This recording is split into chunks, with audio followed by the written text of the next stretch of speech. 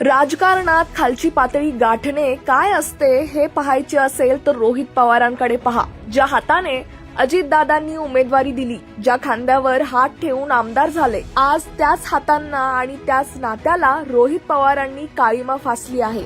अजितदादा जिवंत असताना त्यांच्याशी फारकत घेतली, त्यांच्या विचारांना विरोध केला, त्यांना जाहीरपणे दूषण दिली आणि आता त्यांच्या मृत्यूनंतर हे महोदय आठवणींचे अश्रू ढाळत आहेत. ज्यांनी आयुष्यात फक्त कपटी डाव आखले ते आज काकांच्या मृत्यूवर राजकारण करत आहेत. सत्तेसाठी इतकी लाचारी. काका जिवंत असताना त्यांना एकटे पाडण्याचे पाप केले आणि आता त्यांच्या नावाचा वापर करून स्वतःची आमदारकी वाचवण्याचा केविलवाणा प्रयत्न करत आहेत. रोहित पवार, लक्षात ठेवा, महाराष्ट्र सगळं बघतोय. तुमच्या या मगरीच्या आसवांना जनता भीक घालणार नाही. स्वतःच्या राजकारणासाठी घर फोडलं आणि आता मेलेल्या टाळूंवरचं लोणी खायला निघालात. हीच का तुमची संस्कृती आणि हेच का तुमचे संस्कार?